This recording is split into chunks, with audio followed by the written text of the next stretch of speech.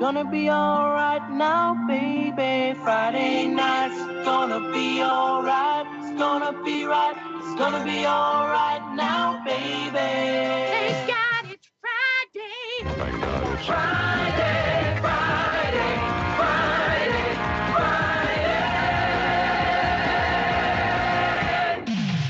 Friday. It's Friday, my dudes.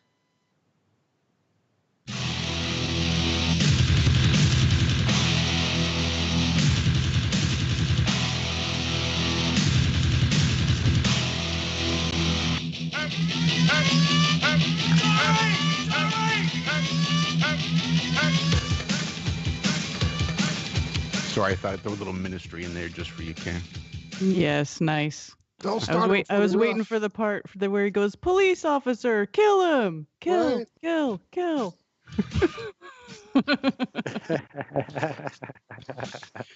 I'm lucky to avoid a strike at this point. Oh, I'm sorry. No, it's all right. It was, I don't Eyes support open! killing Empty police his officers. high nose! well, welcome back. John, you have anything? Yeah, I've got plenty. I've got plenty. What do you want to talk about? Have you That's seen in the news about stuff in space this week, John? No, nothing. Don't know what you're talking about. Back. Moving on then. You got a link, haven't you? some bollocks about some whale hovering over. Yeah. Hey, Josh and I discovered something yesterday after everybody got off. You see these lights? Look at the grid pattern around these lights. That is not a LED light. That is simply an old school filament Christmas light. But because of the high definition camera, it has created this little grid pattern for some reason around it. Now think of all the videos you've seen lately of the sun simulator. Everybody claiming that the fake sun is out there because they've picked up this strange grid pattern around the sun. That is interesting. Maybe there's some weird stuff out there, but I just thought it was interesting that these lights had pretty much the same strange grid pattern from the sun simulator videos out there. That is interesting. That's a good observation too. But I did have something, but it wasn't, unfortunately, the aquatic space monster you were after. I actually wanted to ask Karen a question about her interview with the BBC. And what I saw in the comments was, I recorded all of this. I'm going to expose these BBC bastards for being arseholes. Could you expand on that a little bit? Well, yeah. Well, I went. What happened is they asked me to do an interview, and I said okay. And they're like, okay, well, we're gonna find a radio station near you for you to go to, so we could do the interview. And I'm like, I have to go to a radio station? I'm like, I have a broadcast quality mic at my house. And they're like, well, it's not really so much that, it's the connection, right? Because they're in the UK, so they have some, I guess they have some better connection from radio station to radio station than they would from like them to my house. So they asked me to go to this radio station, so I did, and I was there for over an hour answering questions.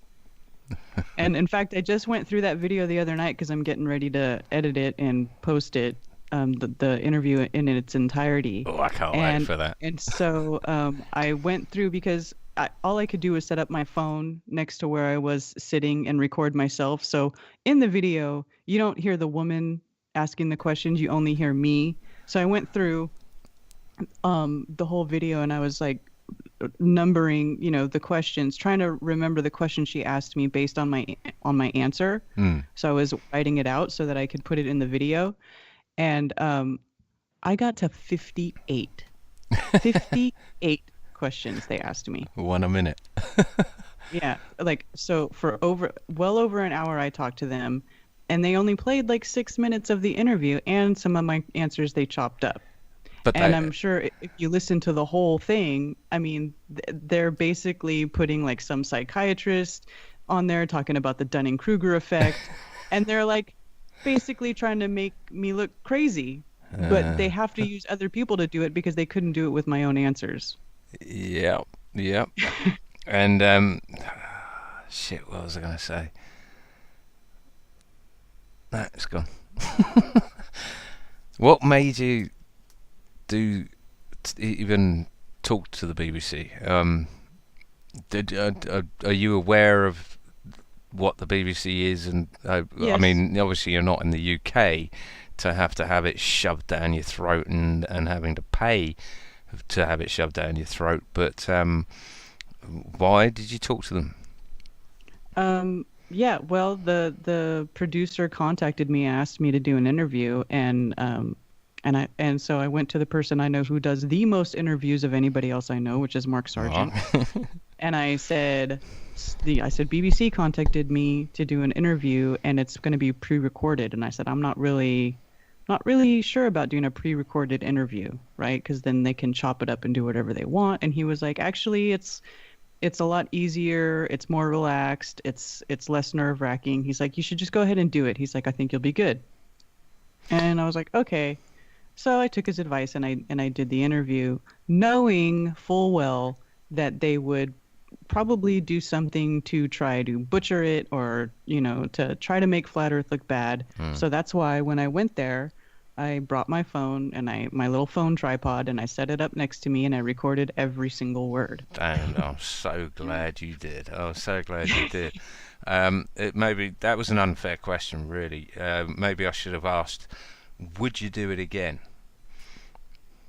I would, because when I listen back, even when they add their psychiatrist stuff before and after or whatever, their little spin on it, I stand by all the answers to the questions that I gave. I don't, I didn't sound crazy. Yeah.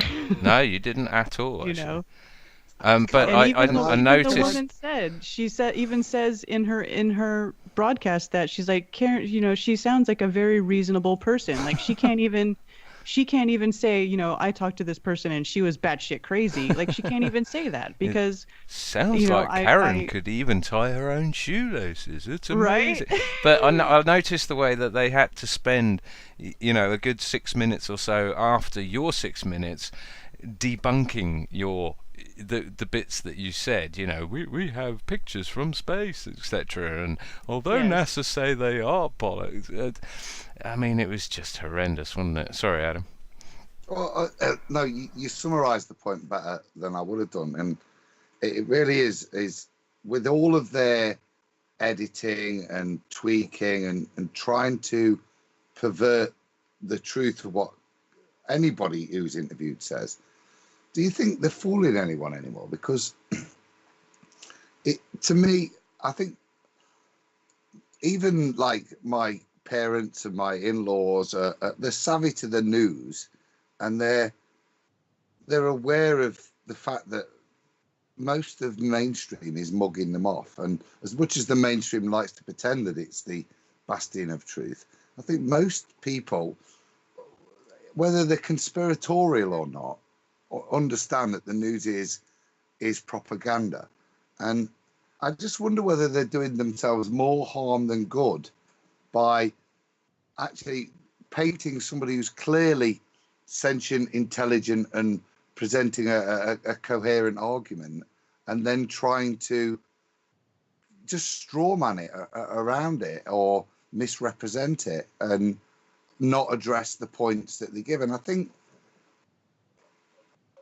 whilst the mainstream doesn't say flat earth there or whatever, I think actually a lot of people are more aware of this. And I like I say, the point is, I think when they do things like this, they think they're being clever, but the reality is that stands there, and in a year's time people will look at that and they will use it as further testament, not only for the corruption of the mainstream, but actually look how the truth, and this is the point really, it's again a complete everything they do is a misrepresentation of the truth. And I don't think people are that daft anymore. I think they're aware of it, and stuff like that.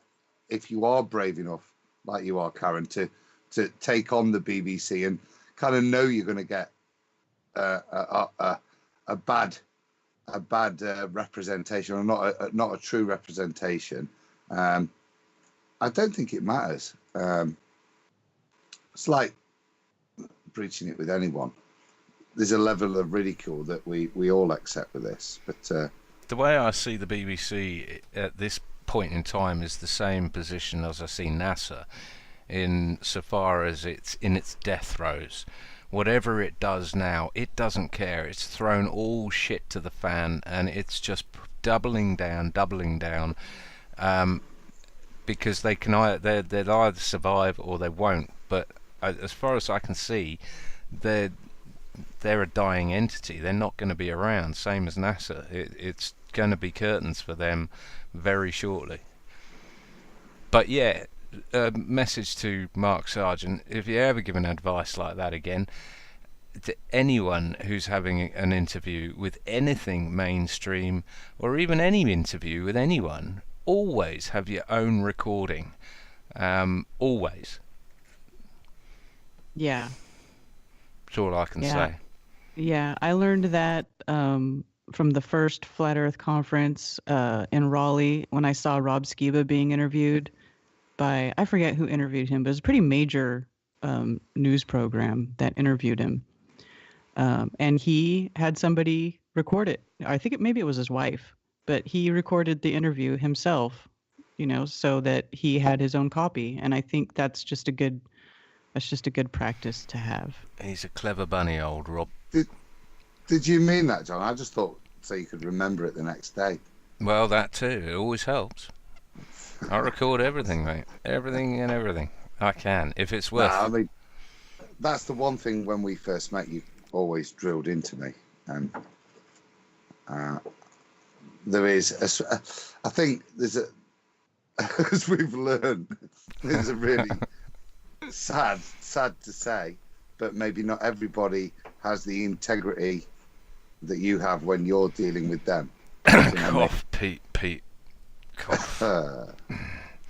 Yeah, no, it's just prudent. I mean, if I go to my kid's school for a parents' evening or whatever, I will bring the dictaphone and record it. If I go to the doctor with my wife for a knee issue or whatever, I bring the dictaphone and I record it, purely because there's so much going on that I would say almost 75 to 90% of what is said and what is understood is misunderstood, is forgotten. I mean, I speak for myself here, but I can bring it up in each one on the panel, bar Karen's case, where they've said something that they've forgotten. And if you had a recording, you could go back and listen to it again. But if you're dealing with the likes of the BBC, these are the spawn of the Tavistock Institute, who know how the human mind and psyche and psychology work better than anyone else, because they've done it on live subjects, apparently. That you don't mess around. You've got to get everything recorded with these guys. And yeah, I mean, Jaron got stung with it as well. They made a whole documentary series about an experiment he did, and he assumed that they were just recording it and he'd be given access to the recording, and of course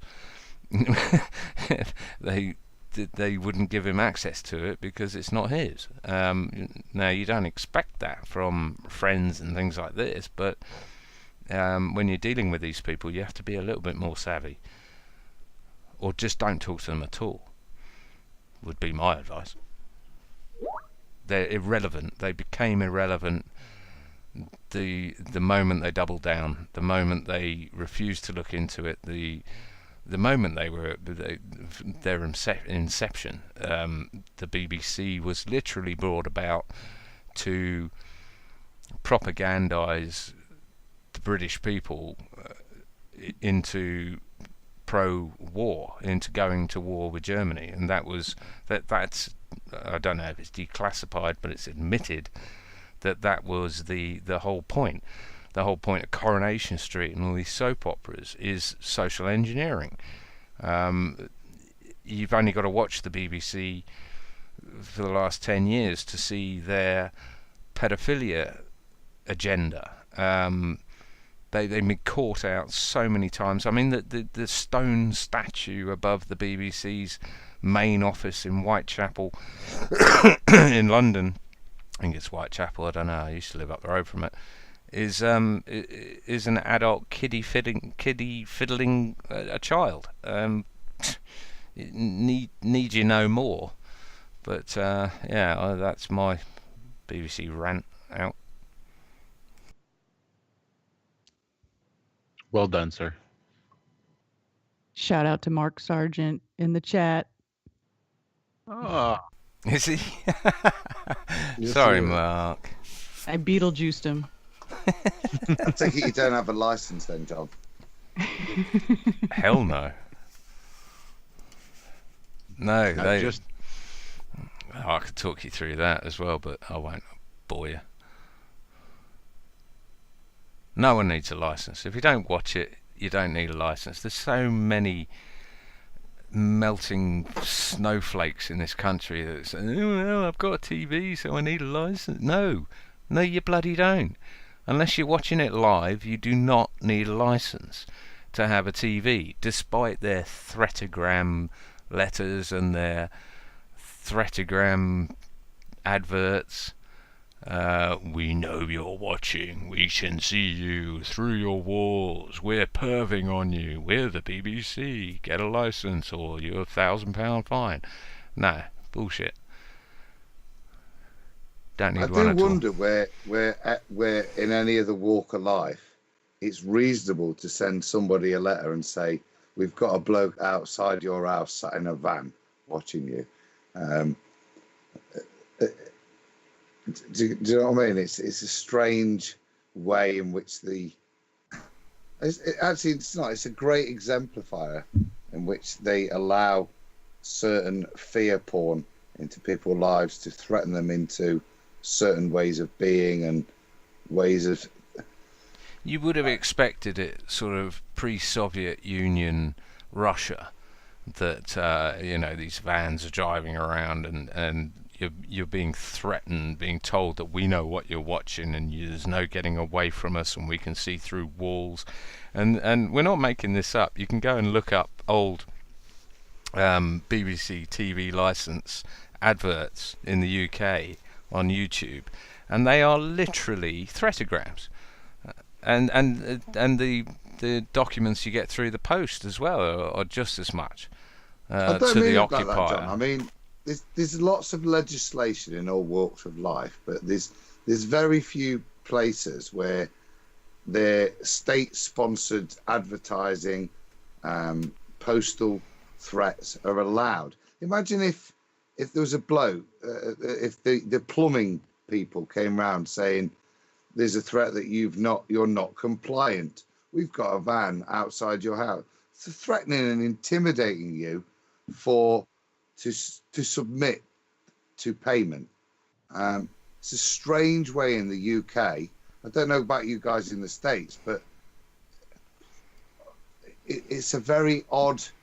What is basic? Do you know what I mean? It's a very odd concept that the state-sponsored intimidation and. Well, anyone who wants to giggle, go to YouTube and look up TV licensing. It's generally good to put the word goon in there. It seems to be the collective word for TV licensing employees. And see what these people are like who knock on your doors and intimidate you and threaten you and bully you and all this sort of stuff. And I don't know, well, when I see that sort of thing, I turn the other cheek and say, screw you, right? That is what made me stop paying my TV license, was seeing that bullshit and saying, right, I want one of them on my door. I want one of them coming round. And yeah, They did, and I had fun. But something about the BBC gets me crawling. I hear that. My goodness. Anyway, enough about them. Well, Karen survived and has a new video that has been great. I've watched it. I don't know. Do we want to show all of it now? Is that something y'all want to do? It's really up to you, I guess, Karen, and you guys. Whatever y'all want to do. It's up to y'all. I've got it pulled up. We can do whatever. I thought you might. Oh, and I had a little reminder there, a little public service announcement from the D. I had included there in the chat, Josh. You might have to say that again. I'm not sure what you just said, but I dropped a little public service announcement over there in the chat here on Skype. You'll see it there from the D, from Tenacious D. Oh, gotcha. Yeah, I saw that. I think the vid's about half an hour long, isn't it? It's probably better that we talk to Karen that's about what the I was vid. thinking. Just talk about it would be best. We can stick a link in the description without a doubt if any of those crazy nutters out there listening or watching haven't actually seen it yet, that is. And we can scroll through and highlight areas if anybody knows anything specific. But yeah, I don't think we need to watch all 30 minutes of it here. I think for me, it's you know, we've chatted about we've been in this game a long time, a lot of us. Do you know what I mean? And we've got a lot of answers we've already gone through, and in the case of this, there's been great work, I think, by Dr. Zak and stuff that helped me when it first came out. What I think, as we were saying about recycling some of the stuff and using it powerfully to address, I thought that was the bonus for me that came out of this, that we're actually, we have a database of knowledge actually now that is actually quite powerful. And if it was cited in one place like Wikipedia, I think it'd be a very powerful resource for the responses we have to lots of things. And Yes. maybe that's an intro for you to explain the vid a bit, Karen. Well, basically it was a response video to Neil deGrasse Tyson talking about flat Earth. And the video is probably about a year old now. We actually started working on it but well before summertime. Like some of the stuff that I did in there I recorded back in March. But Zach was busy and life stuff happens, so we didn't get it put out until later. But yeah, just was like the first project in sort of a debunk series that Zach and I have talked about doing. I'm not sure how many more we're going to do, if we're going to still do that, but that's where the idea came from. We were going to do a whole series on debunking videos like this, because they're starting to, I'm sure you've all noticed, they're starting to have these physicists and stuff come out and address flat Earth like it's so ridiculous with their stupid non-proofs, oh, well, the ships can go over the edge, that sort of thing. Well, I mean, this is what I like about your videos, and yours and Zach. I don't know if you always work together. Do you always? Not always work together, do you? Not always, but we have quite a few times. Where is Zach? Where is he located? He's in Europe, isn't he? Yeah, he's in Spain. Right. So all this is done over the internet, is it? All the collaboration and the right. You edit this and I'll do this and yeah. Wow. Yeah, right. I've known Zach probably the longest of probably any flat earther. Have you ever met? No, and I haven't met him yet. I still haven't met him yet. Brilliant. but I talk to him every day. We're really good friends. But this is what I like, is that I mean, although you said you record, you know, you've got stuff that was in there that's over a year old. That's what I like, is the fact that you're not in a rush. Is that you're more quality based than time based, because everything in Flat Earth seems to be sort of running to standstill, whereas we forget and we overlook the amazing things that we've discovered in the last sort of 3.5, 4 years or whatever, that really do need collating and putting into decent videos, like with good production like you do and Zak does, you and Zak do, that this is our time to gather up all that stuff that we've sort of netted, and pull out the exquisite bits, the bits that just can't be denied, and the real smack you in the face stuff. I wish more people would do that and concentrate on what has been said over the years, and really accentuate the bits that should be accentuated, rather than sort of always chasing the dragon. Yeah, I agree. So That's what kind else of have the you got? mindset. Sorry, I'm Karen. sorry. No, you I go. was say that's sort of the mindset that Zak has too. He always says, flat earthers need lessons. They need lessons. It's true, because a lot of there's a lot of misinformation floating around the community. A lot of people with making false assumptions and using arguments that really aren't very good arguments. And that is something that we need to address amongst ourselves. Someone just shared the moon print. It doesn't match the boot meme in my Twitter feed yesterday, and I'm like, really? I thought we were years past this at this point. Yeah. Still comes up. Yeah. Yeah, no, it is true. It is true. We need to revisit these things, and this is why I think Jaren's tactic at the moment is pretty good, releasing clips of his old videos that used to come thick and fast. That they were just like research video after research video, and they were brilliant. But it's so I can forget what I did this morning, let alone what I watched yesterday. So it's really nice to have these sort of recaps and concentrating down the information to make it more succinct and more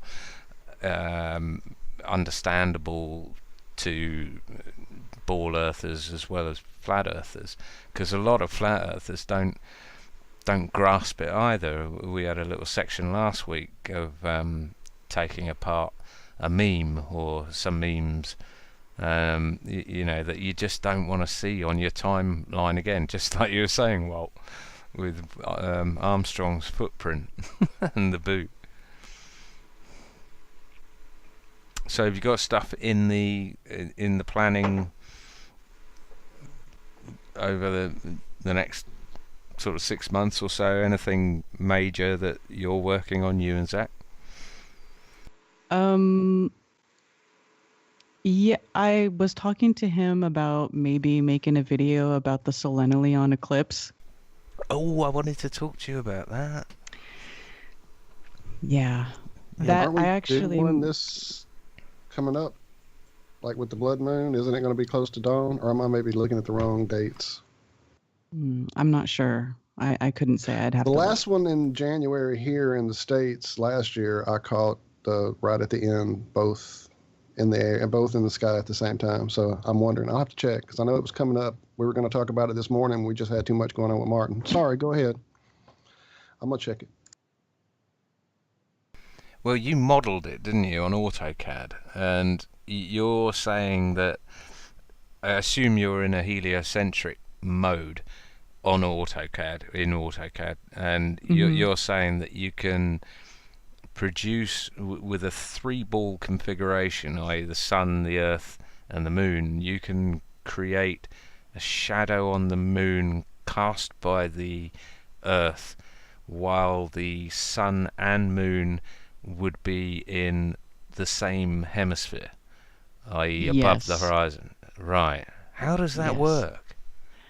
It's all in the angles. It's the angles and the distances.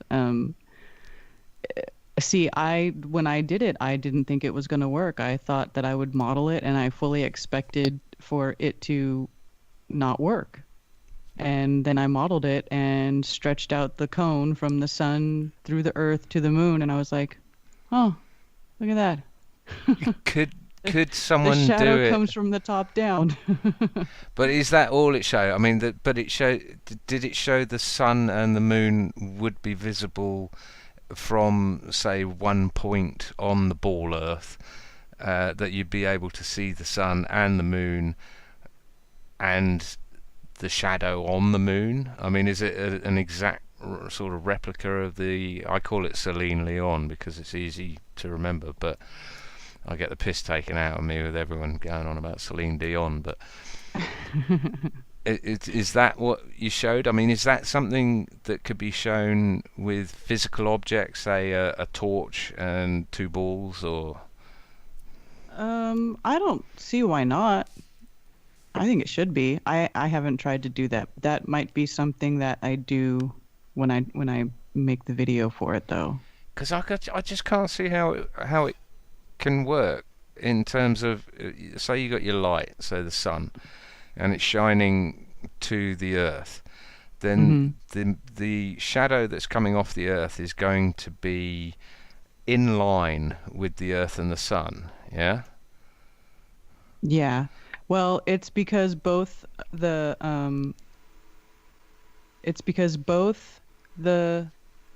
sun and the moon are so low on the horizon. Like we're talking about like the moon, I think, was 1.5 degrees above the horizon.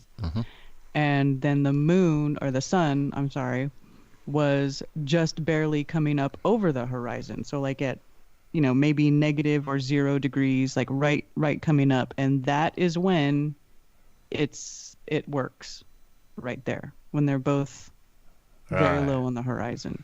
Well, that's a video that I'm looking forward to, because I'd like to see that, definitely. It just doesn't seem as though it should be possible. Are you including atmosphere or any sort of refraction or anything along those lines? No, there's no atmospheric refraction that you can put into AutoCAD.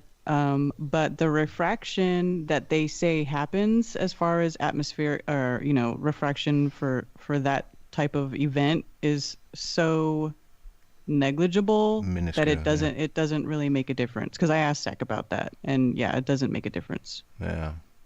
Okay. Well, for clarity's sake, the total eclipse coming up in January will be on the 20th. It starts at 8:36 p.m. here in the United States. That's Central. We'll have total visibility from beginning to end here in the States, down in South America.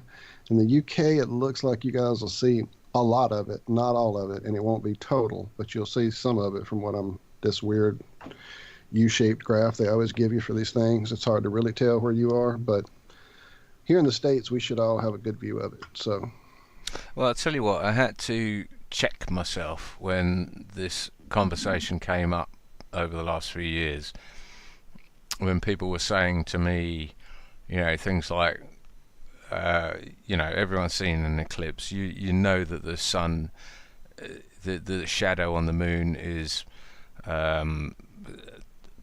circular or whatever. And I had to admit that I think I've only ever seen one eclipse, and even then, it was just a cloudy day, and it went slightly dark, and then cloud came back again. I've never seen, and I don't think I've ever seen a lunar eclipse. But that's the extent of my solar eclipse experience, was when I was 10, and the cloud went bit dim, and even that, I can't remember fully, but that could have been me watching it on Blue Peter, a children's program in the UK. that it could have shown me that, and you take ownership of it and go forward and go, yeah, I've seen an eclipse. Of course, I've seen an eclipse. Yeah, but in reality, I'm not entirely sure where I ever have. I don't know about anyone else. Oh, I have. That was, I mean, I've been a night watcher, a sky watcher my whole life. That's part of what got me here. So I've definitely seen a few. Yeah, I documented the last one. Yeah. Damn, you're breaking up True, big like, time, Zach. Yep, breaking up a 45 lot, seconds Zach. of that last one. 2000, what was it? Hey, Zach, you want me to call you? 2007. I was about to say, can we call him on the line? Because I'm having a hard time at it. At all. Yeah, I can get in bad. I'll just shut up. No, we need to. Please do. That'd be better. Yeah, I'll do that. I mean, I'm not saying they don't exist. I'm not saying they don't happen. I'm just saying from going from a point prior to flat Earth of thinking, yeah, of course I've seen a solar eclipse. Everyone's seen a solar and lunar eclipse and all the rest of it. When checking myself, I had to admit that in all reality, I couldn't honestly say whether I had seen one or not, and if I had, it was a solar eclipse, and it just went a little bit dim for about 10 minutes.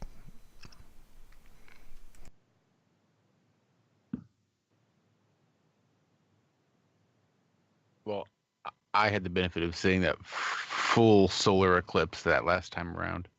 That was quite the experience. There we go. Yeah. We get back I now. was going to Zach. say, you guys seem to be spoiled for stellar events at the moment, don't you? You know what I It's mean? You coming had up. the full exposure on the last one. You're getting interesting. We Maybe got full it's a warning. exposure. We got full exposure this way last time. We're going to get full exposure across Texas this way this time. This way last time. This way this time. Because of orbits and orbital mechanics and physics and logic. Sorry. Tell me, does it go over the large populated areas mainly? It will this time. Okay. Where's Martin? Control attack. Just makes me wonder, but you're right, Adam. We seem to be celestially starved in the UK at the moment. Anyway,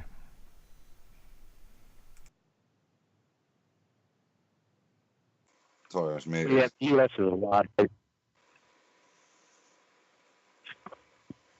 We're a lot what? A lot larger. So we're obviously people in the U.S. Depending on where you are, you're going to see. We have a better chance in this country than in your country to see it. It's not like everybody in the country gets to see it. I would have thought a solar eclipse would almost eclipse the entire world, but that's Thank just me being silly. Obviously, it's only That's 70 just miles like the- wide. Right. That's like the cloud ring that I see around the moon should be the size of half the Earth if it's interacting with. Anyway, yeah.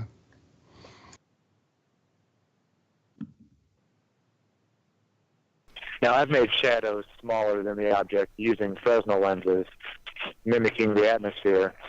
Not Something saying about that the shadow. it would or anything like that, but it is possible to get a shadow smaller than an object.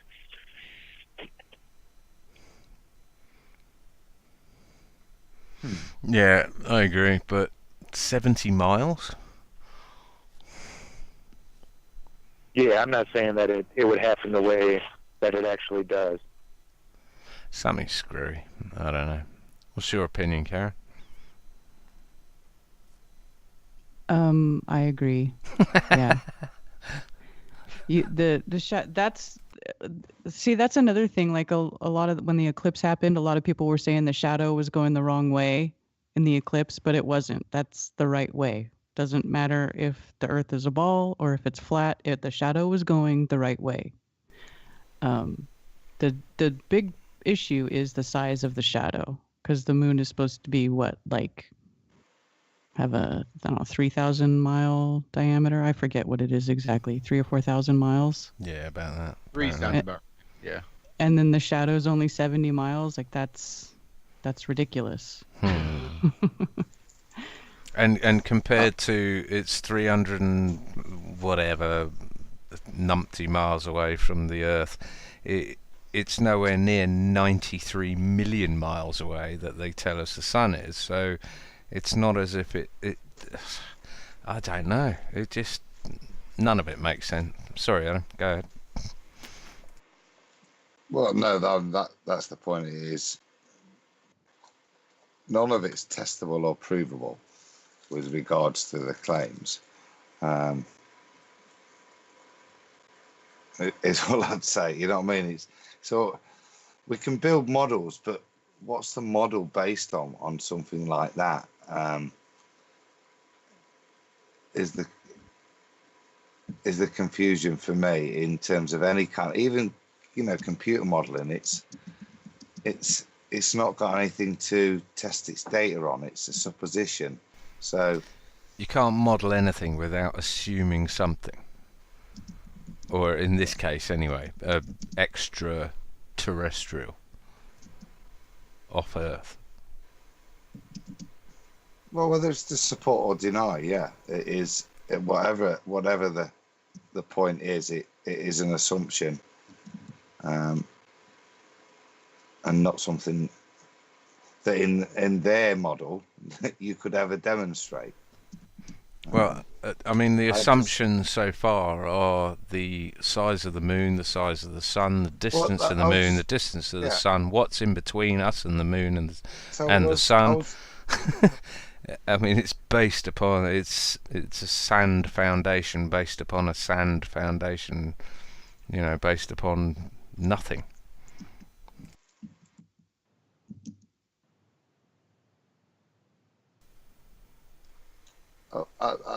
I think it's hard to draw any conclusion. The only thing that seems strange to me is the point we were raising earlier, that over here, and I get Zak's point, do you know what I mean, in terms of size of the US, but it's this strange, wherever you are on the plane, this strange differential that you get, and it requires, on the scale they're talking about, the stellar scales, it just seems very odd, and nothing ever matches up. And if you then, and it requires a lot of supposition, but if you scale it down and remove these scales, these possibilities seem a lot more plausible with regards to the geographical visibility of these things. So on a smaller scale, it's more reasonable that you would get much more different observations. Whereas when you really do scale it out, as they suppose with regards to Polaris and the rotation of the stars, you would expect a much more uniform effect on their scale. Does that make any sense? I know I rambled a bit. I'll be a no then. Yeah, I understand what you're saying. Parallax, I suppose, is the... Step away from the chat, people. Engage brain. No, I don't know what you're saying, Adam. Sorry. No. I suppose the point is it's a relative parallax that the ability to observe these phenomena would make a lot more sense if the angles are generated through much closer objects, and that would a lot easier explain, just through a parallax point of view, the different observations you get at different parts on the plane, compared to the additional penumbra, or all sorts of explanations that are required to give them an explanation in the heliocentric model.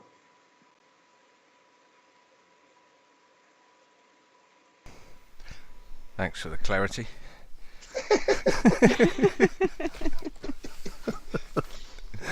good. It's good to know you're with me.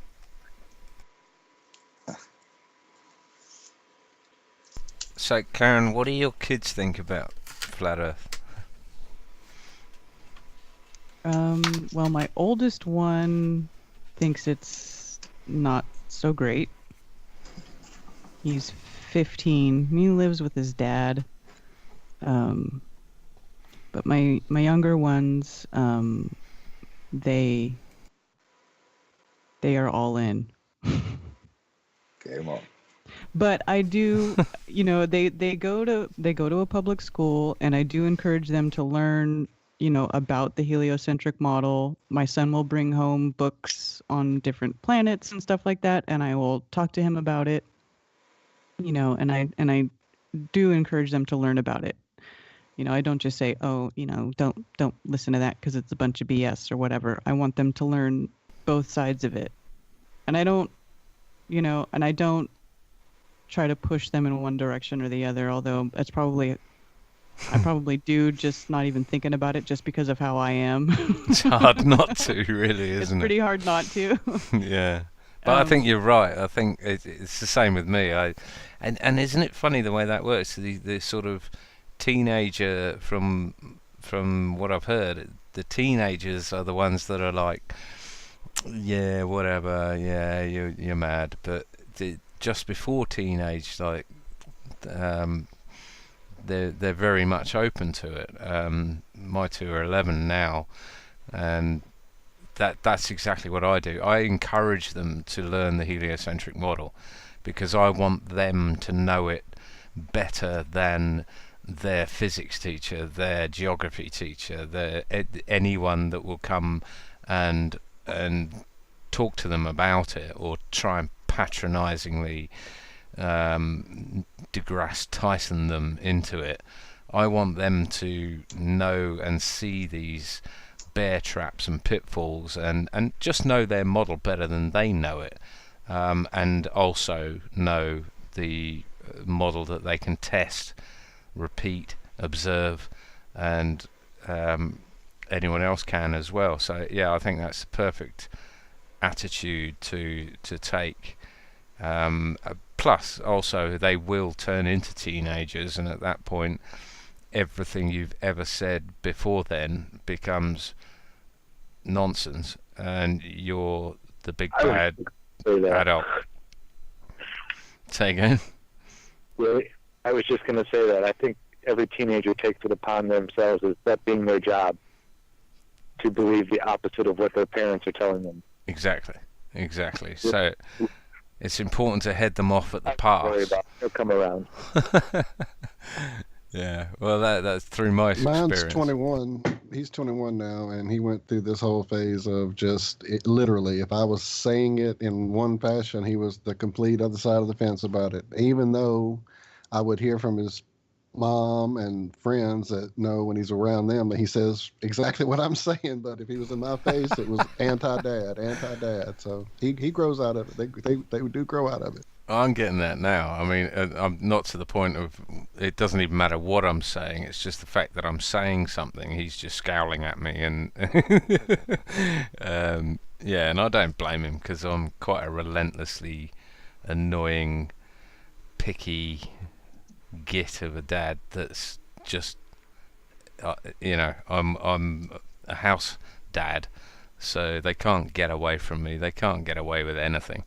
Pretty much, only what I let them get away with, and which they think they're getting away with, but obviously I've just let them get away with it. But anyway, yes. I've got a positive one for you on children that my kids surprised me. Because yours are similar ages to mine, aren't they? Yeah, 11 and 13, and their aunties made them an advent calendar, and it's got all sorts of shit shoved in for each day, and it's for the family. And basically, to make it fair, the boys decided they'd have a little lottery thing. So they've made like 2 or 3 little tags for it: Mum, Dad, Leo, and Archie. And each of them's got the name, and then, like in a stamp in the corner, It's got like a little. Leo's got a snowman, and Mum's got Holly and that. And in mine, they've just got a little happy flatness. And I was really moved today because I don't preach it in the house at all, Karen. I make sure the boys learn in science whatever's required, and because as I say to them, it's a test on that subject, not reality. It doesn't really matter. You're there to learn that and retort it back to them, and they'll give you some credit in their system for it. But I don't really preach it to them, and it's just little bits like that today that they respect Dad's opinion. Really moved me because that was just daft but lovely. Merry flatness. I love that. I love that. I told one of mine tonight that he wanted to go on the computer or whatever, and I said, right, well, I want you to watch documentaries. And he's like, yeah. He's trying to find like a 5-minute documentary so he could then go and watch his cartoons or whatever. And I said, you got to tell your mum what you want to watch first. And he came in and he said, Mum, I want to watch Walking with Dinosaurs. And I was like, oh, shit. Fucking BBC again and all this bollocks. And, yeah, I was in the next room and I heard my other son just saying, what are you watching? He's like, what? Shut up. He's like, what are you watching? He's like, it's a documentary. It's like, you know it's all rubbish though, don't you? You know it's all nonsense, it's all made up. How did they know it was 4.5 billion years? And he was like, shut up, will you? I'm trying to... And yeah, that's the way it goes in my house. It's quite amusing. That's great. You're rubbing off for sure. My son's pretty open-minded. He gets enough of the, well, if it came out of your father's mouth, then it must be wrong, from my ex-wife. So I never dealt with too much of that from him. He put up with a lot of that throughout the week. He's not necessarily into the whole flat earth thing, but he's got a pretty good head on his shoulders, and he's questioning, and he's thinking, and he's examining. So that's good enough for me. I'll let him draw his own conclusions. They're liable to change in 10 years anyway, no matter what they are. Zach, what does Hank think? Hank knows the earth is flat. Yeah, baby. You know? Yeah, good dog. Yeah. He's sleeping right now in my lap, being good, being dead, feet warm. Yeah, you're such a good big boy, babe. Yeah, I guess you could call him my boy. Really, my little brother was like, I was 15 when my mom had him. He was kind of a surprise. She was 45 when she had him. So he was kind of like my little project while he was growing up. And I always told him, in like first grade, I was like, now they're going to teach you a lot of stuff, but you don't have to believe any of it. All you have to do is regurgitate it. Yeah. I was like, you're smart. You can discern, what's real and what's not. Listen to that little voice inside your head, that your gut feeling. And if you think something is nonsense, then it probably is. Don't just dismiss it. Go ahead and look a little bit deeper into it, but all the things they teach you are not correct. And that's how it's always been. We keep learning that what we learned or what we were taught before was not correct. So what they might be teaching you right now, not that your teacher is lying to you, but they just don't know any better. But all you have to do is regurgitate it. You don't have to believe it. And he's a pretty bright guy. I'm proud of him. That's messing with my head, Zach, because that resonates more with me than any of the stuff my kids bring home. And that makes that's sound advice for life, mate.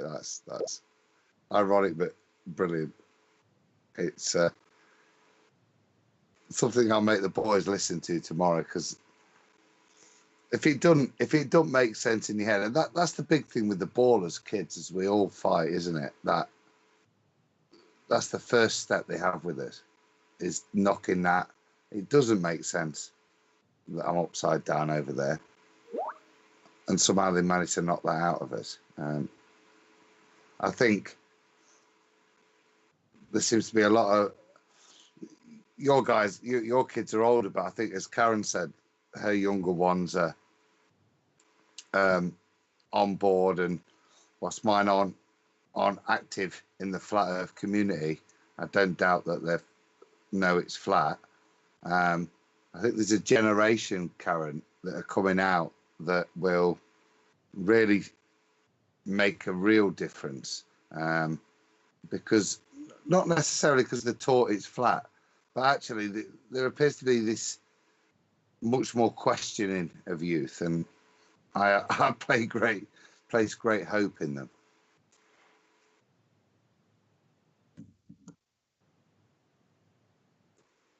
Indeed. Yeah, I agree. Can I give a shout out to Ace McLeod? Go for it. Nope. Shh. Gotta draw a line somewhere. All right, go ahead. I guess that one time. Sorry. I am still the master of my domain, Ace. Just to let you know. Ooh, good for you, sir. If I had $50, I'd put it on the table.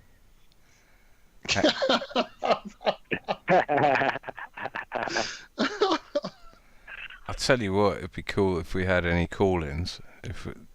Does that line work or not? It works really well. Hey, Zach, say something. Zach's on it, is he? Zach is currently on it. Okay. Now, I'm on the Zach line. Isn't there still the flat line? We need two. Whilst ever you're roaming, You are on the Zach line, aren't you? We've got the Zach line. Ah, The flat line. You had your own line. I'm impressed. You have the flat line. The flat line is still open. That's awesome. That's Look at us that's go. a great name for a call in for a flatter show, the flat line. That's what we thought. We figured it really seemed to go well. I'm scrabbling around looking for the number now. Oh, is that what we're all waiting on? It's Well, 503 flat. That's 304-503 FLAT 3528 if you don't have the number system. I would laugh my nuts off if Mark Sargent called in. Just saying. What's the last four numbers again? 304-503 3528. 304-503 3528. I love your radio voice, Walt. I'll stop now. That is flat, Karen, I think. Yeah. Yep, it spells flat. Interesting enough. So, Karen, what do you normally do on a Friday night around this time? Listen to IRM. John. Well, hopefully that was the answer. And do you get offended if people just ignore you in chat? Do I get offended if people ignore me in chat? No. No, that's what I thought. No. It's really, really, really hard to offend me. I mean, you got to be trying pretty hard to offend me. What was that number again? Actually, Karen, that's a real question, because you are being, you know, in terms of in chat. Do you spend half your time saying hi? Is that? Sometimes if I go in the Globebusters chat, it's like that because there's like over 1,000 people watching. It is like that sometimes. I'd probably reverse the statement. Do you work hard not to offend in chat? Is probably the. No. What I mean by that is by making sure you say hello to everyone, because chat seems to be, if you say hello, the first thing you have to do is say hello to lots of other people. And like if Karen B pops up and says hello to you, or you strike me as the sort of person that gets a lot of hellos from lots of other people, and it takes up time. And Yeah, and I do try to say hi back to everybody. Yeah. I do. Cuz they're saying hi, I don't want to be rude, you know. So I do try to say hi back to everybody. There's always that one person that you forget. Yeah, and then they tag me again. They're like, "Why are you ignoring me?" I'm like, "I'm sorry." It's best to ignore everyone, I find. But that's just... Yeah, or sometimes I'll be on my phone and I can't tag everybody. Like it's impossible to like say everybody's name again. So I just be like, I'm on my mobile. I'm sorry, but hi everybody. I see you. Love y'all. Hey, Zach, thanks. Sorry, I just said hello in chat. Just an experiment. I'm notorious for not looking at chat. I just can't. I can't do too many things at once. See, that's why I've gone so quiet. As I started playing with the chat, and here I'll be quiet. And I know when people are doing when they're in chat. It's like we gather together on a Friday to have a chat, talk, and it's like going to lunch with someone, 3 other people who have smartphones, and you just sit there at lunch fondling your slab all the time. It's just funny. What are you doing at lunchtime, pervert? It's a fondle slab. I don't own one. You got one. Speaking of lunchtime, it looks like tomorrow in Philadelphia, Fury in Philly, the Flat Earth Rally is tomorrow at Love Park in Philadelphia from 11 a.m. till 3 p.m. Activism, spreading the truth. Go to Flat Earth 101 or Zoom Truth for info. Oh, well done. Well, there was a meet-up in Bristol on the 15th of December. I've no other details. Just Google Bristol Flat Earth Meetup 15th of December and you'll find it. How many people you think are going to show up to Love Park there in Philadelphia dressed up in a big Crash Bandicoot costume? You? I was just wondering. How many of these meetups do you go to, Karen? Could be furries. It could be the furries coming up, right? That'll be an interesting turnout tomorrow at Philadelphia Park there. That's what a lot of people keep saying, that furry in Philadelphia. Probably could have been named a little better, in my opinion. Especially at a place called Love Park. That's hilarious.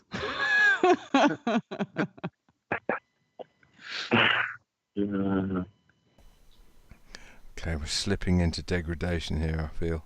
Slipping. Or maybe We're sliding or roller coasting. Well, it's all lateral movement, John. I did like that roller coaster film you put out, The Earth's Not Moving, Karen. Was that you on the roller coaster? Were they your feet? Yes, those were my feet. Oh, really? I was recording the rides with my phone. Holy crap, some of them are scary bloody rides. Wow. I have not met a roller coaster that I won't ride yet. Wow, that second one. But no more. See, I used to be that same way, and it's still not the roller coasters that scare me. It's the maintenance people that work on them. Yeah. I got YouTube, and I stopped going to amusement parks. Yep. Yeah, and I see this, look like some long-haired stoner, and I was just like, oh shit, this is the guy working on the roller coaster? I don't know if I want this roller coaster anymore. I think that's what scared me, actually. They had some sort of, what was it, umbrellaed cradle thing that went round and round and round, and they'd forgotten to put the crossbar through it, and it flew off and pulled 5G or something, and the people died. And it's forget the roller coasters. The people who maintain it, you want to look at. Here, speaking of that, I think this is a perfect time. I'm just going to go ahead and do this. It is important to note that suddenly, and against all probability, a sperm whale had been called into existence several miles above the surface of an alien planet. And since this is not a naturally tenable position for a whale, this innocent creature had very little time to come to terms with its identity. This is what it thought as it fell. Ah! Whoa! What's happening? Who am I? Why am I here? What's my purpose in life? What do I mean by who am I? Okay, calm down, get a grip now. Ooh, this is an interesting sensation. What is it? It's a sort of a tingling in my... Well, I suppose I better start finding names for things. Let's call it, tail. Yeah, tail. And hey, what's this roaring sound? Whooshing past what I'm suddenly going to call my head. Wind. Is that a good name? It'll do. Yay, this is really exciting. I'm dizzy with anticipation. Or is it the wind? There's an awful lot of that now, isn't there? And what's this thing coming towards me very fast? So big and flat and round, it needs a big wide-sounding name like ow, ound, round, ground. That's it, ground. I wonder if it'll be friends with me. Hello, ground.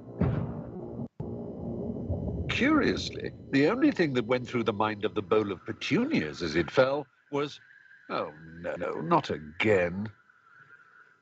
Many have speculated that if we knew exactly why the bowl of petunias had thought that, we should know a lot more about the nature of the universe than we do now.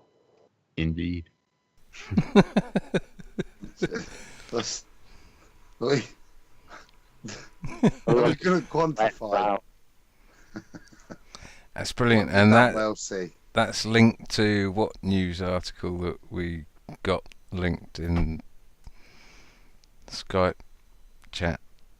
It was your bloody article. I know, that's why I linked it into Skype chat so someone else could read it. Oh, I don't know. Well, because we have a whole Skype chat just for articles, John, we had thought that you might have been talking about that particular Skype chat article. We have one Skype chat that we're in right now. Yes, and then we have another one that we use for articles for the shows. Oh, forget that. I don't know anything about that. I wasn't there on that meeting. I didn't get that memo. Oh, Got wait it. there. You mean the one you posted tonight? There you go. Gigantic object spotted towering over Earth by the ISS. Looks like a frickin' blue whale. That one. Josh, would you be able to pull that up? Because I have a couple of issues if we can decide that. Damn, that's a good idea, Adam. Josh, would you? Absolutely. It would be an honor and a privilege. Either that or the beautiful picture of Karen B with Zak at a conference somewhere, I assume. Before we do, Zak was the man that spotted this, weren't you, dude? That I kind of linked onto the Douglas Adams link, but you were the guy that pointed out that in Douglas Adams's work. I watched it about a month ago. I heard that when he said, "Oh, look at this! It's big and flat and round. I'll call it the ground." And I was just like, "What did he just say?"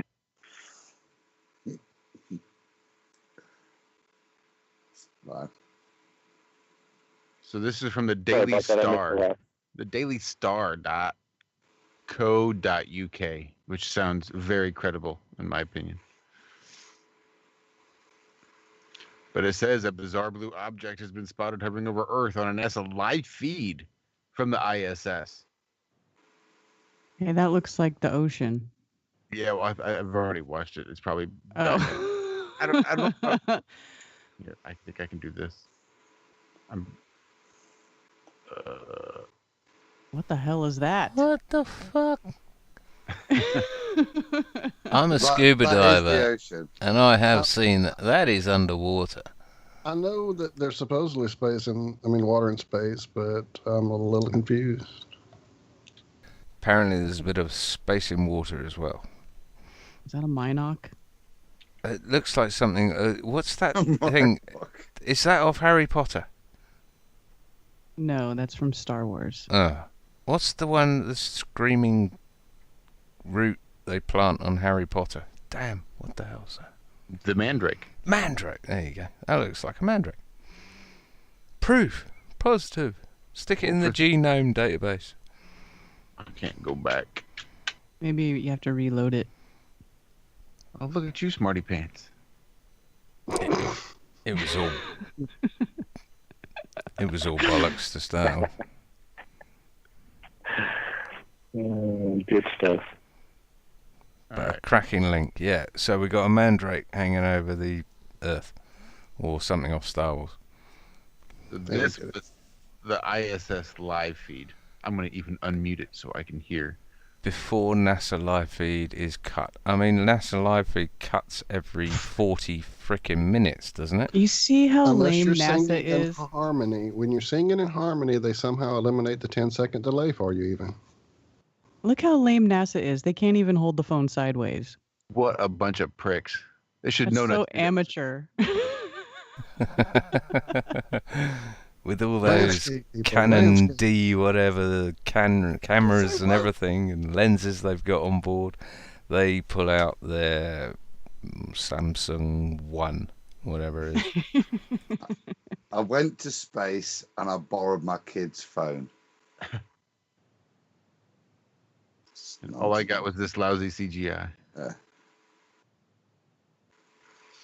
Or glaucoma. Oh, here's the issue. Okay. It's definite glaucoma, isn't it?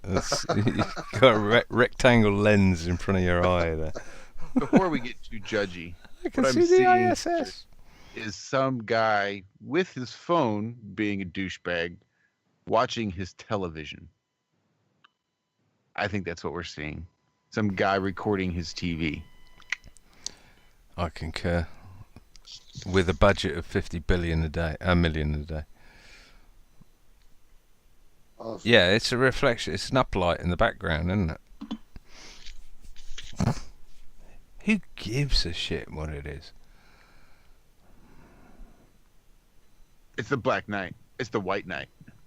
It can't prove the Earth's flat. It can't prove it's stationary. It's What? utter Why? bollock. How can that be from the live feed? It didn't even look like it was moving. Oh, and then it goes out. That's what it was. It stuttered. They had to buffer before it cut the feed. Looked like a whale to me. Well, clearly it's aliens.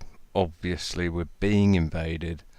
This is what's starting the California fires. This is everything. We're being invaded. It's Mountain Dew. Mountain Dew started the fires. Ben Fulford was right all along. And there's your mandrake. There's the mandrake.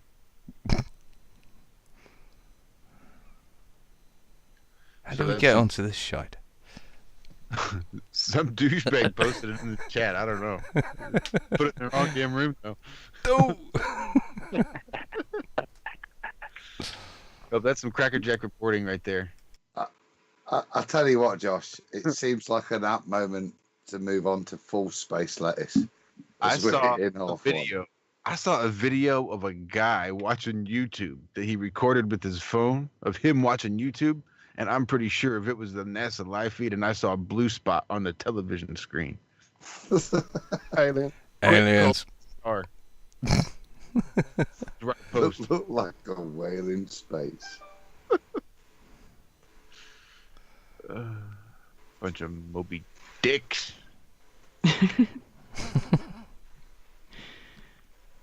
All right, we do have some actual. I don't want to stop. I want to find space lettuce. We got 16 minutes till the end. Until the fringe. Ooh, look at you, time cop. I am now. Have you bought a clock? No, I've got a solid Can we state just- drive can that's we have running a out of wind? space. Can we hear the wind on Mars? And here's super, super Okay, interesting. Buck. Get in serious. Okay. I mean, the wind in space has been making the news a lot lately, so let's hear some wind on Mars.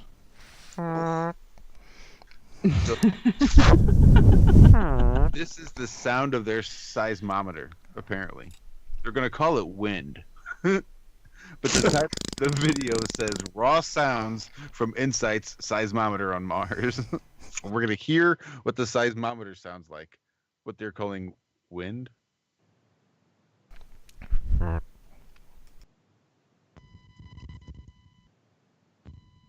So if I turn it up real loud, I get just a bit of a high pitch. No, we're gonna get a strike for that, man. Come on. But that was it. That was the raw sounds. Are they serious with this crap? This video is called "More Audible Sounds from Insight's Seismometer."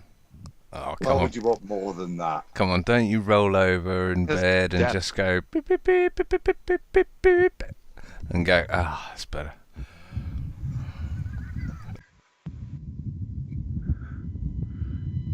So it says this is data from the seismometer on Insight of vibrations caused by wind moving over the solar panels on the lander.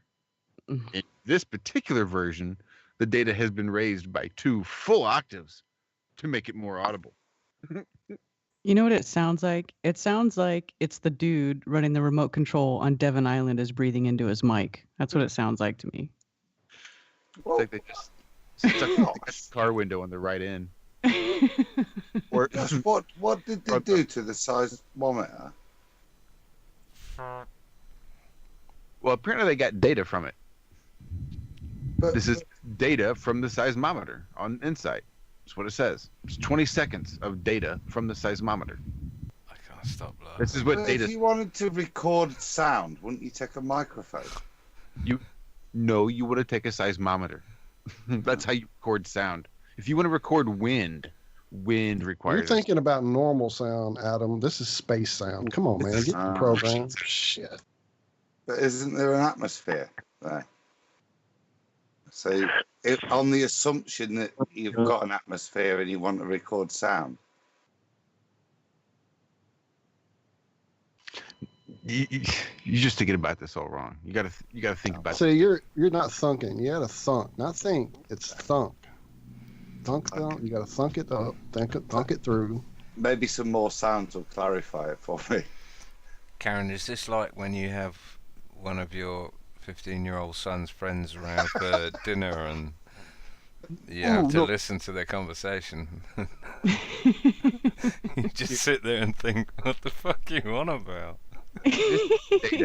Data from the air pressure sensor. So I bet you this is going to be super entertaining because you know how crazy and wild those air pressure sensors get. So the air pressure sensor on the NASA Insight lander. Now this data has been sped up by a factor of 100. Shortening the duration of the recording and shifting it up by a frequency of 100 times.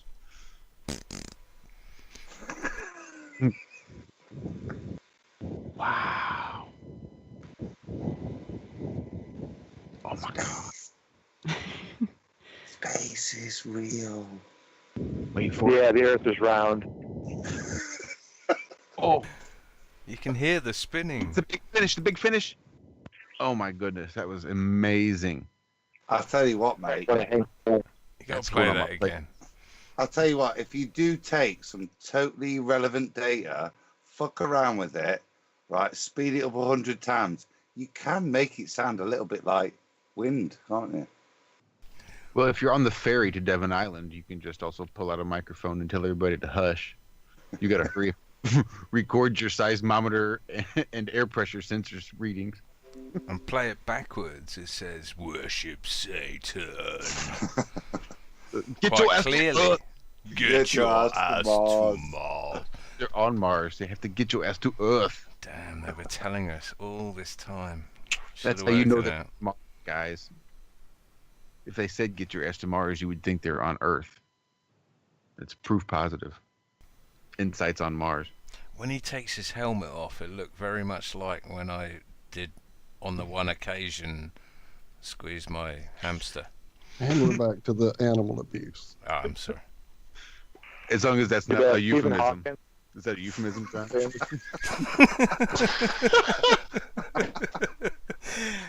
On this occasion, I'll say yes, Oh, so I it's don't time get for done sleep at this for point, I think. Oh my abuse god. of animals. How we've really delved the depths tonight. We What about the can't. SpaceX landing this week? Was it awesome or what? I blame Karen. I do. I think it's all Karen. It's disgraceful.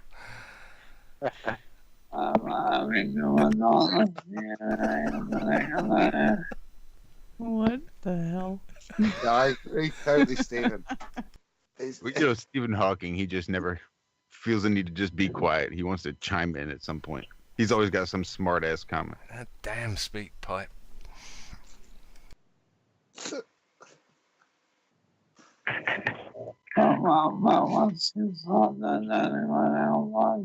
Yeah. You're right. Move on to solar winds, he's saying. Yeah. He's saying we've been going for like nearly 3 hours now, and you really should have a break. Oh, he didn't. He said you've got a great link talking about these farty noises. Move on to solar winds. Because have you not heard that solar winds could have blown together rocks that formed the Earth? See? Oh yes.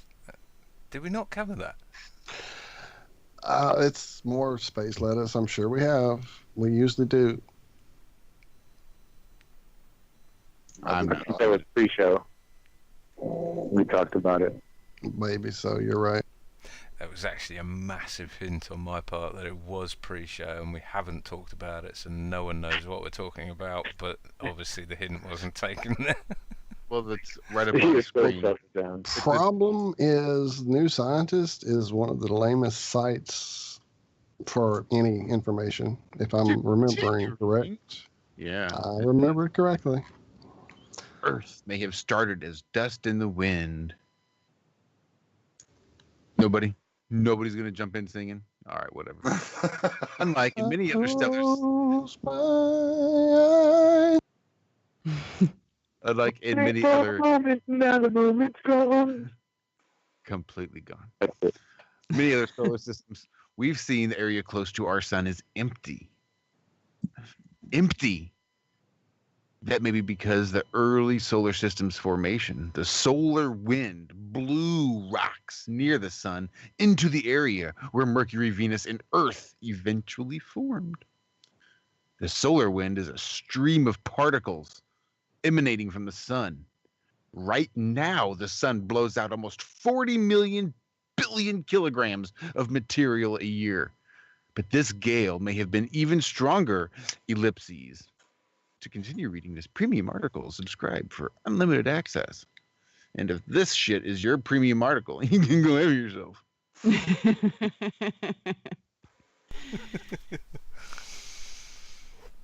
Cool cartoon. I think it's good that without any real scientific evidence that I bet you New there's Scientist puts together stories that, enable people to cling on to a ball. It's just pure nonsense fantasy, isn't it? It's just complete, honestly, without any real evidence, and because there are real questions as to how this could have formed based on our own physics, let's just add in solar winds now that might aggregate masses because clearly gravity is not sufficient. So I'm just looking at this list of I found a new link for a new article. It directed me back to the New Scientist link from a different website. Yeah. That's how you break AI. So just looking at these trending articles, there's a phone app that can diagnose anemia from pictures of your fingernails. There's a tiny sun sensor that will warn you when your skin is about to burn. It's called your skin. Right. That's what I was thinking. I'm like, don't you feel that? Time to drink that sunscreen. Probably do you more good that way. Parrots are fluoride. Parrots are clever because their brains evolved the same way that ours did. How's that for knowing some stuff? They were born with their brains, you mean? Sounds like it. And in a new scientist exclusive, There's a controversial skeleton that may be a new species of early human. I'm sure that's super exciting. A Because new species of early. Keep it quiet, or the British Empire will invade and murder it. Flood it with mud. So I saw this article. I don't really know what it's about. I just saw the picture and thought it was an interesting thumbnail to give your article. Just this strange disc floating in space, surrounded by ice. But then you have what's either a bird or a dolphin putting a globe right in the middle of it. I don't know. I don't know what the hell's going on. I saw that the other way around. I thought it was removing the globe, Josh. Right, Birds that's the pack that's- and That's take a stuff bird. away. I Penguin would say taking that's it. a bird. That's a pigeon. You can I tell. like It's space. so weird. It's like it's totally contradicting itself inside the picture, right? Because you have the ball earth there with the water stuck to it, and then at the same time you have water level in a container. Running down the side, yeah. With a bird in space. Well, what's the it's a dove, isn't it? On fire, diving towards the earth. That's Aleister Crowley and all that symbology. I'm sure it means something else as well, but that's what I think when I see that. Well, this is probably pretty interesting. They asked 105 experts what gives them hope about the future. I bet you there's all sorts of stupid shit in here. Josh, would you regard yourself as an expert on one thing? No. Oh, Nope. oh, you guys, right here. The one of the people that they asked is an astrophysicist. What gives her hope about the future of the Earth? Kids these days know that brushing their teeth prevents cavities, and also that human activity is contributing to climate change in a major way. From an astrophysicist. Ba-boom! There It you won't- go. White coat. Track that It must down. be true. It's because Some of my That's people. what gives them hope Some of my about the people. future. Right? Yeah. to support global warming with teeth decay. First thing that comes to my mind when thinking of what gives me hope, yeah, that's right on the button. Eventually, kids will be able to wipe their ass, and They'll be able to pay $30,000 to go to classes to tie their shoelaces, but We need- they'll have to pay it back, obviously. so that's a great one. Paul Olivier Dahay, a mathematician and founder of personaldata.io in Switzerland. His answer? Children's questions. Way to participate, dickhead. Yeah. All about the children. They know it. We know it. We're gonna get to them quicker than you are, you bastards. Technology can bring us closer together, enhance our relationships, and connect us to friends, old and new. Tech won't replace our relationships, it will enhance them. Damn right. Technology is already showing us the Earth is a stationary plane. Sucks, doesn't it? Your tech has really backfired on you there. The democratization of access to basic services like education, healthcare, mobility, and security for the emerging middle class across cities in Asia, Africa, and Latin America. Cheaper and more efficient infrastructure is driven by artificial intelligence and the proliferation of the mobile phone, and it empowers young people to learn, innovate, and build a better future for themselves. What kind of idiot thinks that's what young people are doing with their mobile phones? Really? So what they're boasting about, what was the start of that? The education, blah, blah, blah. What is this? I love 105 experts on bullshit? shit. Well, this is it. I mean, I could ask my next door neighbour what he's an expert on, and it's probably cow poo or something, I don't know. But 105 experts of what? Just random things. Just random things. Just I would a random rather expert. be an expert on cow poo than an astrophysicist. We pulled 105 arbitrary quotes from arbitrary people and labeled them as giving them hope about the future. Certainly be more relevant to be an expert on cow poo. Children's Hey, questions. no, not cow poo. It makes my plants amazing. Does a hell of a lot more than reading this shite, that's for sure. I'm a weirdo, though. Josh, I see that. Oh, there it is on screen. Never mind. I see that other picture from earlier in the week. That picture came up as a thumbnail for a story in my Google feed that had absolutely nothing to do with flat Earth. And again, in the picture, they are incorrect in the depiction. So where'd you just drop that? I just dropped it in this chat. In here? Mm-hmm. Gotcha. 3 hours. Oh, that's right. That's the one from before. Was that the speaking clock I heard? It was. It's where the fringe actually comes into its own. From Ars Technica. That gem of a website. Ars Technica. Yep. ARS. Ars indeed. Mm-hmm. Says And it their all. beautiful blog post about NASA picking a landing spot on Mars for its rover in 2020. And they used an interesting thumbnail indeed. The old railroad spike Earth model. Looks real to me. I'm desperate for a model, you know, Josh. I rejected the ball, and now all I do is desperately Just floundering hunt- without a hunt model, for aren't you? somebody to give me a sense of reality. Right? Just a lost dude. I can see it. I'm all up for the dolphin in space. Space dolphin. Dolphin? You think that's it? Dolphin? It's a space dolphin eating Space dolphin eating the Earth. That's it. You got it. Oh, I've got it. Goodbye and thanks for all the fish. I That love is the Earth. That is a pea that looks like the Earth. Look, I was a young ornithologist on the Blue Peter. That's a pigeon.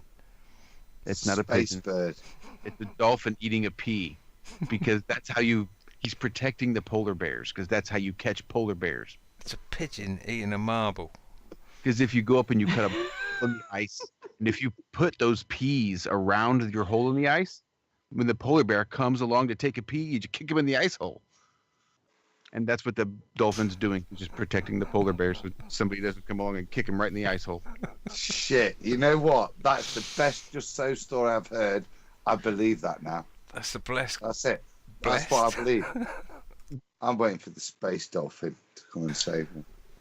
I'm waiting for my mute button to come and save me. That's the best outro I've ever heard.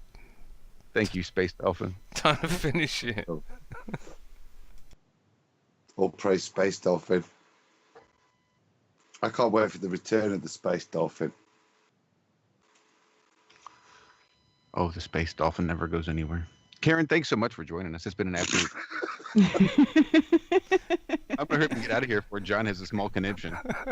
Let him stroke out right there in the battle bus. We need an after show, clearly. Thank you so much. And on such a short notice, classic IRM, I know.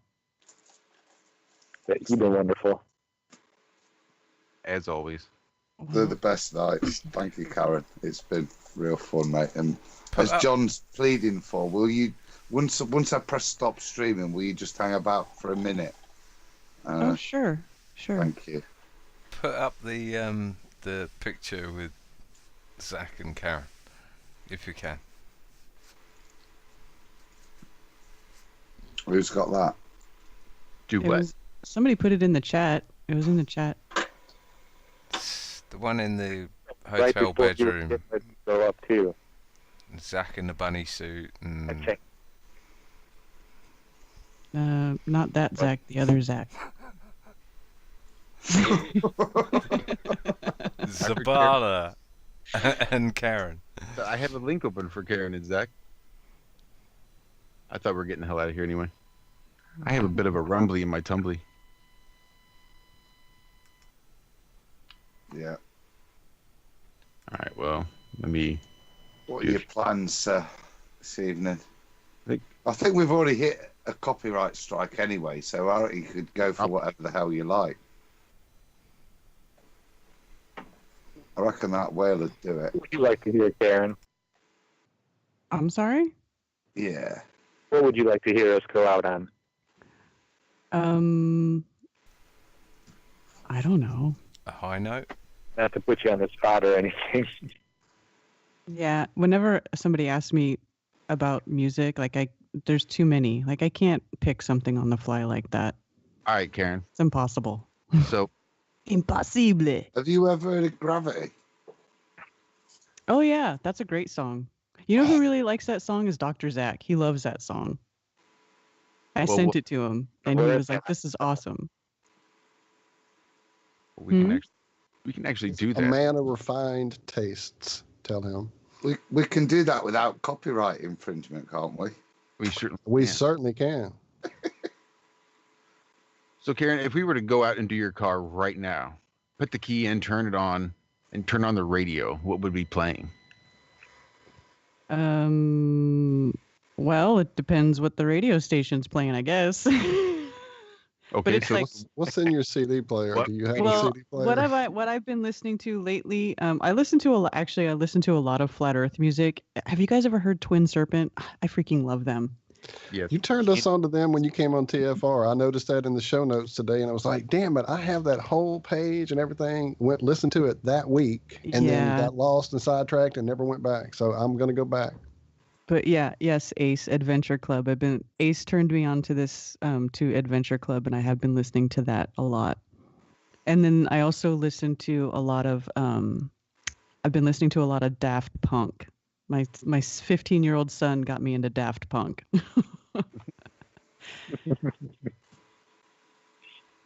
I feel old. I don't even have any clue who you're talking about. I quit listening to music in like 1998. Well, you know, Daft Punk's been around for a long time. They're like they started in the 90s. Oh. Well, Apparently there was this whole thing going on with them, and I completely missed it until recently. I'm with you, Zach. I have no idea what you're on about. Daft Punk. Can you see that picture, though? No.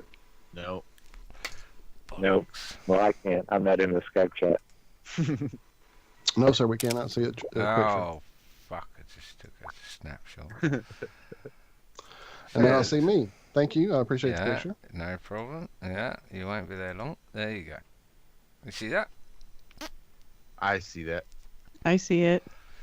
Beautiful. Where was that taken? That was taken in Denver at the Flat Earth International Conference. Fantastic. That's where that was. You Is that you and I, Aaron? It is. It is, Yes, Zach. it is. Yeah. You both look radiant. I'm not being sarcastic. Well, it's hard not to be all smiles at an event like that. It really is. It's so It's awesome. shining on both of your faces for sure. One day I'll find out. Yeah, if you ever get a chance to go to one, they're the best. You have to wear your ginger wig, though. No, I'll just wear a janitor suit with a mop. You won't even know I'm there. Undercover. The mop will be a IRM stick. John, wouldn't a Oh, yellow vest on that be more note. appropriate? Well, yeah. I had my yellow vest stolen, but Bring a long on red that dress. note, Adam, what have you got in store with your flat stick? Because I'm pretty sure all of that was Wednesday night. Do you want a little sneak peek before we go? Yeah, let me see your flat stick. See that It's not- iron it's not. staff. It was iron stick, right? And that was Walt's genius. But it has grown. And so we have got the iron staff now. Wait there, let me That sounds much better. switch it on actually. So you talked earlier, Karen, about like asking the universe for stuff, sort of thing, and I went on a auction site which is just up the road from this, and it's not something I mess about at all. But I was chatting with the guys, and I'd been invited to the conference in Amsterdam. Excellent. Yeah, really chuffed, mate. Free tickets, you know. Just these guys have got to pay. I was going to say, VIP tickets. They've You're got to pay. poncing it, aren't you? Mate. Proudly poncing it. It's not what you know, pal. All you got to do is park a few cars, deliver a few food trays up to some rooms, and you're set. Shit. You've seen my contract, haven't you? Bring back a bit of weed. God damn it. But yeah, no. So like, I'm thinking, right? What do we need? Right, what I'm desperate for is a new iron stick. So I went in and I did some bidding. I've got a 50 quid. I got a full like gyroscopic top, but with it. So you'll see me wandering around in Amsterdam, obviously becoming as local as I can. But with this kind of full equipment now, yeah. So we've got the full iron stick, but it will mean I'll be streaming from the conference, and hopefully, more importantly, is maybe saying hello to you, mate, because I'm desperate to get over and see the guys and kind of coming over to the conference in Denver, where apparently Dallas. I meant that. Thank you, sir. And I'll be wandering around like a fool with this as well. Hopefully over there. Point your camera up half an inch, so we can see what you. Point your camera up half an inch. Can't do that. That's strapped to a jam jar. No. I'm letting you technical secrets there, John. That's Steven. Steven is only so tall. You just get a taller cameraman. Just bring him down. But yeah, so hopefully I'll have the new iron staff at the conference, and I'm really looking forward to that. And I keep mentioning the Amsterdam bit, obviously, because how much were your tickets? Sounds like it's going to be a blast. Oh, mate, I think from what I've seen of what they showed me, it's the thing I was saying to Dee Dee and Gary was it's like Birmingham was fun. You're in a hotel, but hopefully what they're generating there is the ability to make it feel like a little flat village. It looks absolutely awesome, and it's got the ability for people to rock up with a tent, camper van, or stay in some of the little chalet things they've got there, and battle bus, like it savage. Do you know what I mean? So it looks absolutely awesome what they've got planned already. The facilities look amazing. Certainly from a conferencing point of view, it's really cool, and I can't wait to hear more. Well, if I'm a good enough salesman, I will be there. I'd have you on the door. Right, Zach, right. Was there any trouble at the Denver conference? Anybody get rowdy? No. Anybody get loud? Nobody. Well, one person heckled. There was a couple of hecklers.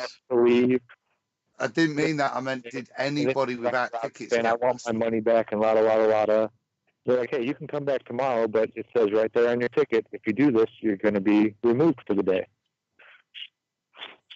And he settled down real quick. But no, there's nothing too bad that I saw. Shout out Gary and Dee Dee, head of security. Shout out. Yeah, Gary and Dee Dee are awesome. What about the nutter at the bar? There should always be a nutter at the bar, mate. It's usually me, but apparently you had a specific nutter. Who, me? Yeah, he was some guy out there hugging other men and kissing them real slow kisses on the cheek, trying to get people to toast to Ra. I don't remember. I missed that one. Yeah, it was late. It was like 2:00. He was standing outside in shorts. It was like 26 degrees out for like an hour. And then he came in and he came up, and he was such a fake smile. But he came up and he's like, friends? And he put his hand out to shake it. And at first I was like, dude, just get away from me. And then I was like, all right, I'll shake your hand. And then he goes, rah, with his cup and like lifted up the toaster. I'm like, no, not at all. I'm not toasting the heliocentric sun god. You're Freemasonic with that nonsense. And he got all upset. Well, I was in the Marines and I love you. And I blah, blah, blah. I was like, okay, whatever. And he went storming off. Yeah, it was weird. Really, really weird. Just strange. Zach, for the record, Yeah. I was also in the Marines, and I also love you. I love you too, Josh. I just thought I'd put that out there. I was not in the Marines. A lot of I people won't toast Ra, but I do love you, Zach. military, and that stuff really upsets me greatly because my whole family is a military family. And if he would have stuck around, I was going to start questioning him, like, oh yeah, what are you in? Where are you in? Where were you stationed? This and that, yada yada yada.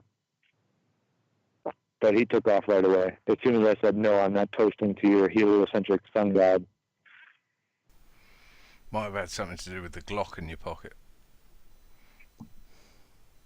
No, I couldn't bring my gun on the plane. They wouldn't let me. And yeah, I thought you lived in America.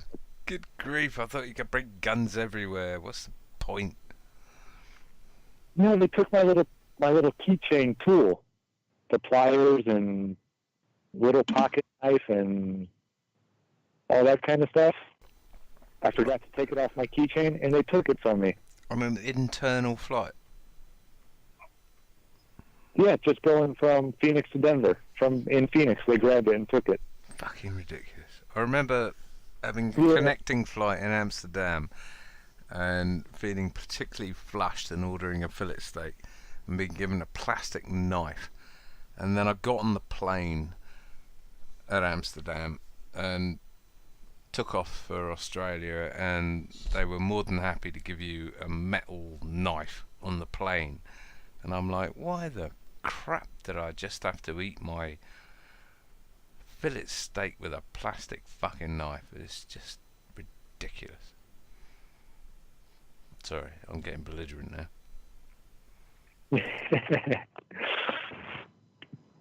Yeah, they got to make sure you don't somehow jimmy the... Well, they didn't want you to turn into a lockpick and go open the cabin. No, I had a plastic knife in the airport. Who's that handsome guy? But a metal knife on the plane. Look at that dude. That was a long time ago. Yes. That was straight out of high school. Just 18 years old. In Southern California. MCRD San Diego. I was a Hollywood Marine, as they're called, as opposed to going to Camp Lejeune. Of course, Camp Lejeune is where they have all the female, the WMs, the women Marines. Or waste of money, as they were called. That's you, Josh, is it? Yeah, that's me. Wow. What a handsome young man. Looking very serious. Well, yeah. It's kind of implied that you don't go in there and cheese it up. Oh, I know. My ex is ex-Navy, and in all his pictures, he looks very serious in his military pictures. How old are you there, Josh? It's like 18 years Like- old. sports in high school. You don't smile. But I will say this, there's not a whole lot of smiling to be done for those 3 months of Marine Corps boot camp. No, I doubt it. I never tried to join the Marines. I tried the Army and the Air Force. Yeah, there's no real But, trying with the Marines. It's just kind of go and do.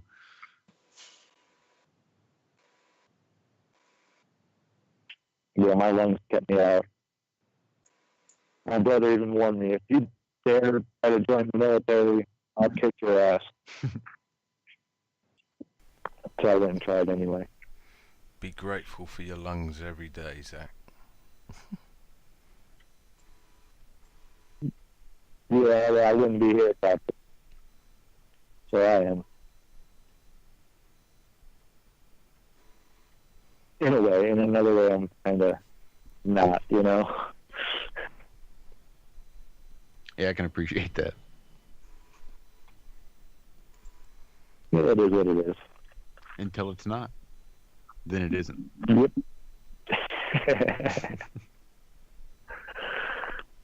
But I'm just saying. Because I spoke. That's how you know I was just saying. Words escaped my lips.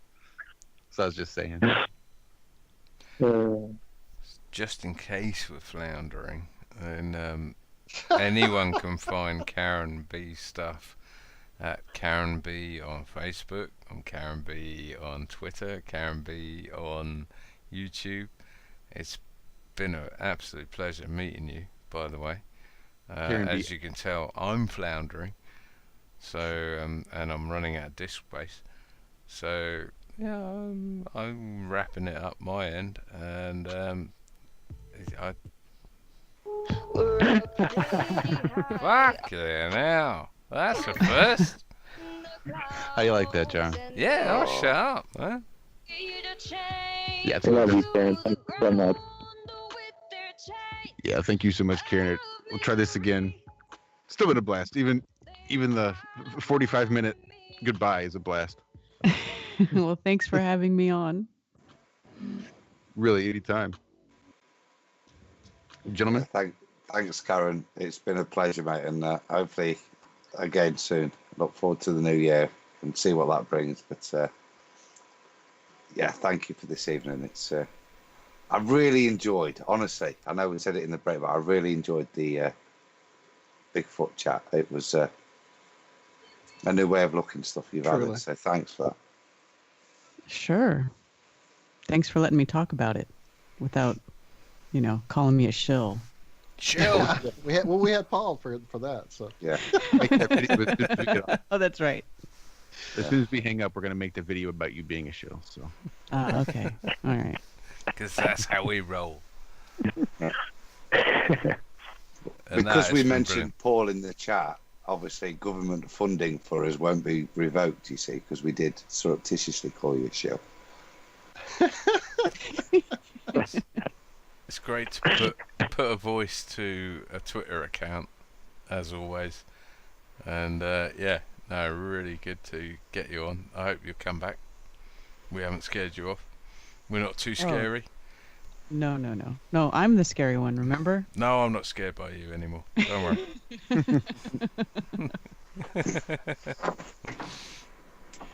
Yeah, I'm done, guys, other than shout out to Paul on the plane for ensuring the continued funding. Thanks for a good night. Sorry? Listen back tomorrow. Okay. Sounds like you were getting funding there.